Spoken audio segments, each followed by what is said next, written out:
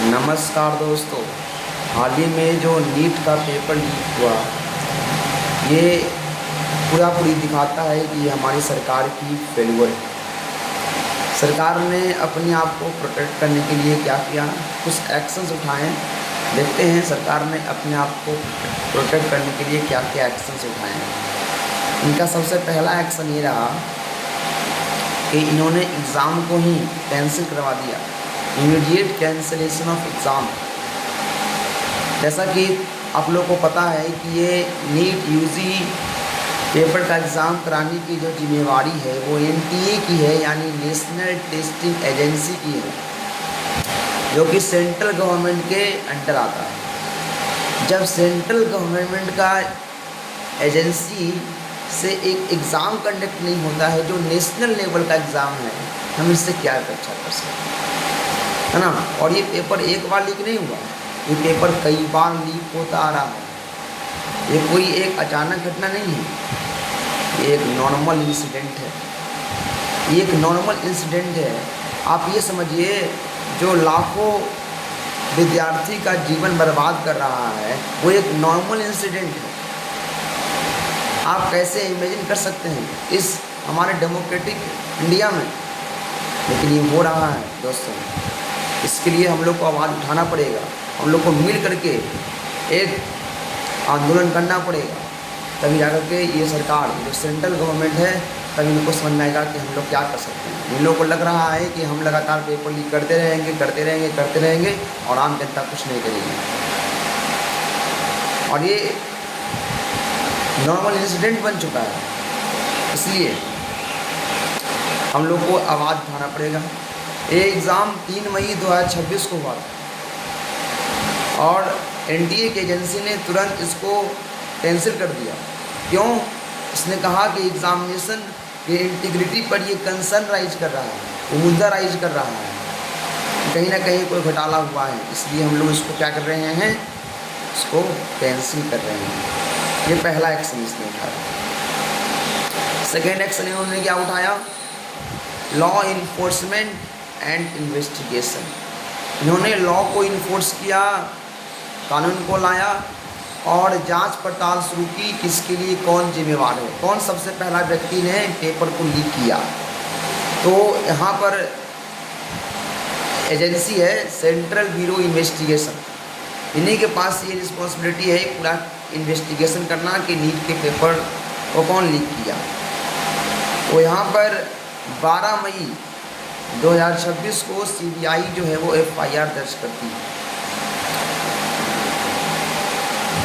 जिसमें अलग अलग चार्जेस होते हैं, चाहे वो चीटिंग के लेकर को हो, थेफ्ट के लेकर को हो, या फिर एविडेंस को ख़त्म करने को, डिस्ट्रक्शन ऑफ एविडेंस, जो कि बीएनएस के तहत आता है, भारतीय न्याय संहिता, या फिर बोल सकते हैं the prevention of corruption act के तहत आता है। तो ये एक्ट इन्फोर्स किया गया सीबीआई के द्वारा और जांच पड़ताल शुरू की गई। तो इस जांच पड़ताल में क्या पाया गया दोस्तों, इसमें पाया गया कि इसमें 7 अन्य लोगों को अरेस्ट किया गया है, 7 दोषी करार व्यक्ति को अरेस्ट किया गया है। दिक्कत यह है कि अरेस्ट किया जाता है लेकिन इन पर कोई एक्शन नहीं लिया जाता, एक स्ट्रिक्ट पनिशमेंट नहीं लिया जाता है, ताकि जो आगे आने वाले ऐसे लोग हैं वो ऐसा देख करके उनके रूह कांप जाए कि क्या इसका परिणाम हो सकता है, पेपर लीक करने का क्या परिणाम हो सकता है। इसलिए सरकार से यही अपील है कि जिनको आप अरेस्ट कर रहे हैं, जो भी अरेस्ट होने वाले हैं, क्योंकि ये नेशनल लेवल पे एग्ज़ाम हुआ है, ये पूरा इंडिया के अलग अलग स्टेट में स्टेट के बच्चे ने एग्ज़ाम दिया। तो ये जिम्मेवारी पूरी सरकार की है कि जिन व्यक्ति पर भी शक जाता है इनको अरेस्ट किया जाए और अरेस्ट करके उनको हार्ड से हार्ड पनिशमेंट दिया जाए कि आने वाले जो भी बच्चे होंगे इनको रूह कांप जाए कि क्या इसका परिणाम हो सकता है। तीसरा इनका क्या एक्शन है, इनका तीसरा एक्शन लिया गया, plan for re examination and student support. Re examination का प्लानिंग किया गया कि हम लोग को री एग्ज़ाम करना है, हम लोग को दोबारा से एग्ज़ाम लेना है। अब तो बोल दिए दोबारा से एग्ज़ाम लेना है, अब इन बच्चों पर क्या बीत रही होगी जिन्होंने एक अपना ड्रीम देखा था कि हम नीट क्रैक कर लेंगे, नीट क्रैक करने के बाद हम MBBS का तैयारी करेंगे, bachelor of medicine and bachelor of surgery. आप इन सपने को मार रहे हैं। मतलब आप अपने आप के फेलियर को दिखा रहे हैं, मार रहे हैं कि हम फेल हो गए हैं, हम दोबारा एग्ज़ाम लेंगे। अगर ये भी फेल हो गया तो हम तीबारा एग्ज़ाम लेंगे, ये भी फेल हो गया तो 4बारा एग्ज़ाम लेंगे, वो भी फेल हो गया तो 5 बार एग्ज़ाम लेंगे। लेकिन जो एग्ज़ाम में हुआ इसके लिए कोई हम पनिशमेंट का काम नहीं करेंगे। तो ये क्या दिखाता है कि कमजोरी आप ही में है ना, कमजोरी किस में? आप में। तो प्लीज़ रिक्वेस्ट है सर कि आप अपने गलती को मानिए यहाँ पर और उसको सुधारने का प्रयास कीजिए। इसी एग्ज़ाम में री एग्ज़ाम बस कर रहे हैं, आप लगातार री एग्ज़ाम कर रहे हैं। और ये एग्ज़ाम के लिए क्या बोल रहे हैं, देखिए रिपोर्ट आया है, the government has announced that the NEET UG 2026 examination will be reconducted on a later date. आने वाला जो डेट होगा उसमें वो डिक्लेयर करेंगे, तब एग्ज़ाम होगा यहाँ।